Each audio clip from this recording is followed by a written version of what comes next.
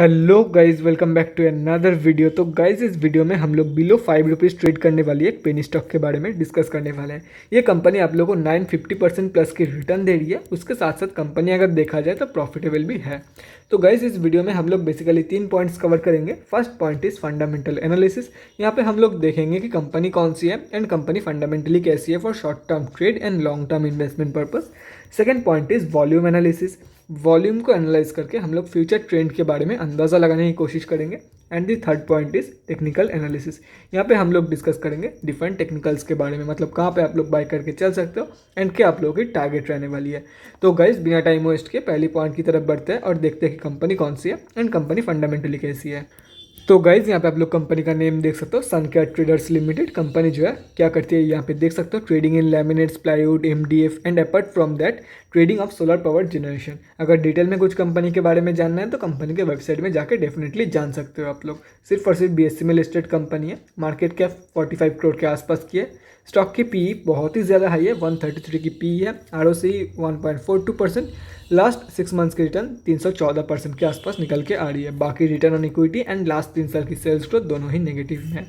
Book value के आसपास ही trade कर रही है और अगर 1 साल की अप्रॉक्सीमेट रिटर्न कैलकुलेट किया जाए तो 955% के आसपास निकल के आ रही है अप्रॉक्सीमेटली। डिविडेंड नहीं देती है कंपनी, फेस वैल्यू 2 की है। प्रोज एंड कॉन्स के बारे में डिस्कस करें, प्रोज में सिर्फ एक ही पॉइंट है कि बुक वैल्यू के आसपास ट्रेड कर रही है। बाकी कॉन्स में अगर देखा जाए तो company has low interest coverage ratio and last 5 years की सेल्स ग्रोथ एंड लास्ट 3 साल की रिटर्न ऑन इक्विटी दोनों ही नेगेटिव में है। उसके बाद क्वार्टरली रिजल्ट के बारे में डिस्कस करें तो गाइस, यहाँ पे देख सकते हो कंपनी जो है वो मैक्सिमम टाइम प्रॉफिट ही देती है, लेकिन कभी कभार लॉस भी देती है।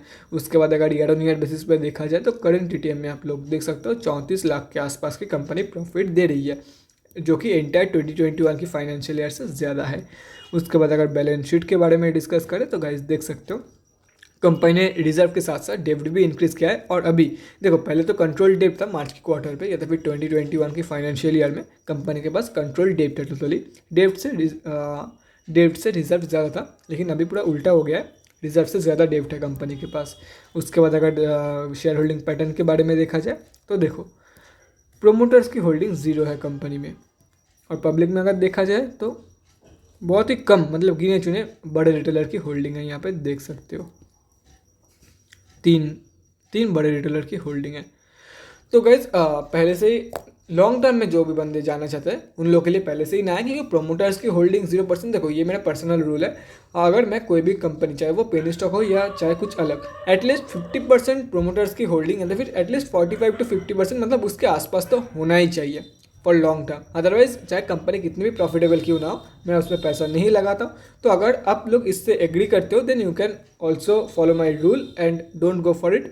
अदरवाइज अगर आप लोग इस पॉइंट से डिसएग्री करते हो और अगर आप लोग प्रॉफिटेबल देख के कंपनी को एंड कंपनी के रिटर्न देख के जाना चाहते हो तो वो एंटायरली आप लोगों के ऊपर है। बाकी मैं शेयर होल्डिंग पैटर्न को छोड़ के अगर कंपनी ऐसे भी फंडामेंटली देखा जाए तो मैं आप लोगों को ज़्यादा रिकमेंड नहीं करने वाला था। मैं आप देखो, अगर शेयर होल्डिंग पैटर्न मान लेते कि इस कंपनी में 50% के आसपास प्रमोटर्स की होल्डिंग है, ठीक है, अगर तभी भी देखा जाए तो मैं आप लोग को यही बोलता कि कंसिडर करके चल सकते हो कि कंपनी की जो फंडामेंटल्स है वो स्टेबल तो नहीं बोल सकते, लेकिन वीक भी नहीं बोल सकते, एवरेज फंडामेंटल आप लोग बोल सकते हो। बाकी उसके साथ साथ प्रमोटर्स की होल्डिंग जीरो, मतलब फंडामेंटली वीक ही अभी हम लोग बोल सकते हैं, ये मेरा मानना है। बट एटलीस्ट प्रमोटर्स की होल्डिंग कुछ ना कुछ तो होना चाहिए, 10 हो गया, 20 हो गया, एटलीस्ट 40 to 45%, एटलीस्ट मिनिमम 40% तो होना ही चाहिए।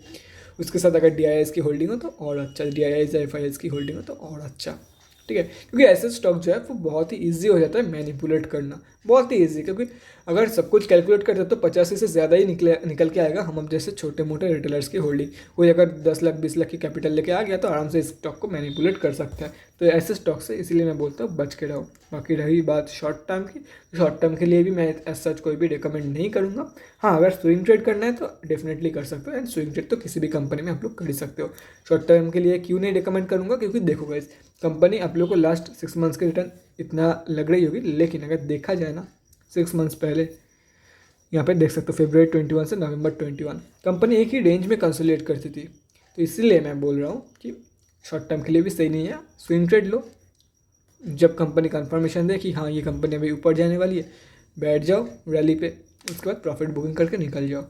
तो गाइस, अभी हम लोग बढ़ते हैं हमारे दूसरे पॉइंट की तरफ और देखते हैं कि आज कंपनी में क्या हुआ है बेसिकली। तो गाइज यहाँ पे हम लोग आ चुके हैं BSE के वेबसाइट में। कंपनी जो है वो BSE के ग्रुप टी में लिस्टेड है, देख सकते हो यहाँ पे। एंड कंपनी की इंडस्ट्री कौन सी है, डिस्ट्रीब्यूटर्स है। अगर आज के बारे में डिस्कस करें तो गाइज यहाँ पे देख सकते हो आप लोग, आज 3,24,970 क्वांटिटी में ट्रेड लिया गया है, जिसमें से 100% ही डिलीवरी परसेंटेज निकल के आ रही है। तो देखो गाइस, ये नंबर देख के कुछ जज मत करना कि काफ़ी सही वॉल्यूम आई है। ये तो हम लोग तीसरे पॉइंट पे जाकर देखेंगे कि ये जो वॉल्यूम है क्या वाकई में काफ़ी सही वॉल्यूम है या एवरेज से कम वॉल्यूम है या यही इसके एवरेज वॉल्यूम है। वो तो हम लोग को बाकी के वॉल्यूम कंपेयर करने के बाद ही पता चलेगा। तो गाइस अभी बढ़ते हैं हमारे तीसरे पॉइंट की तरफ और देखते हैं कहाँ पे आप लोग को बाइंग की अपॉर्चुनिटी है एंड ये वॉल्यूम कैसी है, एवरेज है, एवरेज से कम है या ज़्यादा है। तो गाइस जैसे कि मैं बोल रहा था, देखो शॉर्ट टर्म के लिए क्यों नहीं रिकमेंड कर रहा था, देखो उससे पहले हाँ अभी तो बहुत ही सही रैली दिखाई है। तो यहाँ पे स्विंग ट्रेड बनता है। शॉर्ट टर्म में अगर ट्रेड लिए होते ना तो देखो कंसोलिडेट कर रही थी बहुत दिनों तक। यहाँ पे देखो अक्टूबर 2021, यहाँ पे अक्टूबर 2020 उल्टा नेगेटिव में है। इसलिए मैं बोल रहा था शॉर्ट टर्म के लिए कंपनी नहीं है, बाकी स्विंग ट्रेडिंग ही एकमात्र जरिया है पैसा कमाने के लिए फ्रॉम दिस कंपनी। तो गाइस देख सकते हो काफ़ी सही रिटर्न देके जा रही है। लगभग 80 पैसे के लेवल से लगभग 50 पैसे के लेवल से कंपनी ऊपर गई थी और 3 रुपीज़ 90 पैसे के लेवल पे ये कंपनी टच कर गई थी अपने हाई पे। देख सकते हो 50 की लेवल और 3.9, मतलब 50 पैसे की लेवल और 3.9 लगभग 4 रुपये के लेवल टच करने वाली थी, लेकिन नहीं कर पाई कंपनी ने। एक बार हाई चेक कर लेते हैं, अराउंड 4.01, नहीं, हाई टच कर गई थी, 4.01 की हाई है।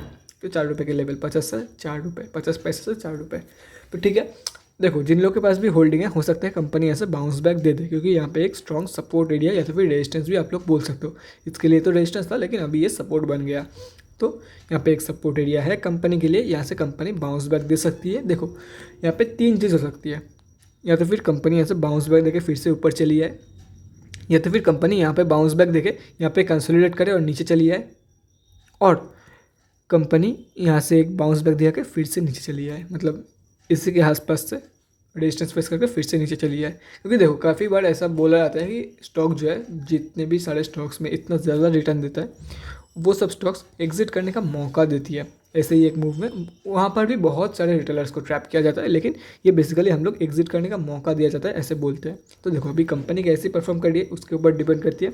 सिंपल सी बात है, अगर आप लोग के पास होल्डिंग है तो जब भी मौका मिले एग्जिट करके निकल जाओ कंपनी से और wait for the bounce back. हो सकता है कंपनी यहाँ से बाउंस बैक दे, हो सकता है यहाँ से बाउंस बैक दे, लेकिन जब भी बाउंस बैक दे मैक्सिमम एक टारगेट लेना है, उसके ऊपर के टारगेट के लिए होल्ड करना है। जब भी ऊपर की टारगेट अचीव होगी एग्जिट कर जाना है। हाँ अगर आप लोग को लगे कि बाइंग प्रेशर है इसके ऊपर, सेकंड टारगेट भी ये कंपनी अचीव करा सकती है तो ही होल्ड करना है, otherwise don't go for it simply. ठीक है, सेम अगर यहाँ से बाउंस बैक दे रही है तो मेन टारगेट 3.87 की रहेगी आप लोगों की, मतलब 3.90 के आसपास।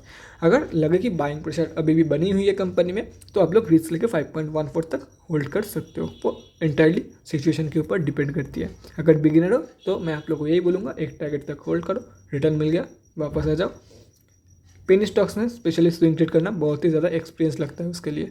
बिगिनर्स मैक्सिमम रिटर्न नहीं निकाल सकता है पेनी स्टॉक से, सीरियसली बोल रहा हूँ। अगर बुरा लग रहा है तो कोई बात नहीं, लेकिन यही सच्चाई है। मान लेते हैं कि देखो सिंपल सा एग्जांपल देता हूँ, मान लेते हैं कि आप लोगों को लग रहा होगा कि यहाँ पे बाइंग प्रेशर है और आप लोग लालच में आके 5.14 तक होल्ड कर गए और कंपनी ऐसे नीचे चली गई, तो क्या करोगे आप लोग? इसलिए बोल रहा हूँ फॉर सेफर साइड 3.87 पे एग्जिट करके निकल जाओ और इसको एक हैबिट बनाओ कि जहाँ पे मेरा टारगेट है वहीं तक मैं होल्ड करूँगा, ना कि और 1-2 दिन देख लेते इससे ऊपर कभी लेवल अचीव हो जाएगी। ऐसा मत करो, लंबे टाइम पे मतलब लॉन्ग टाइम पे ये जो आदत है आप लोगों को डुबा देगी।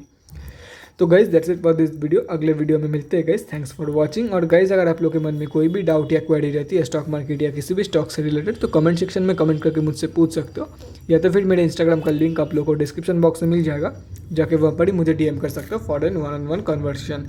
Thanks again for watching guys, bye guys and definitely guys stay safe.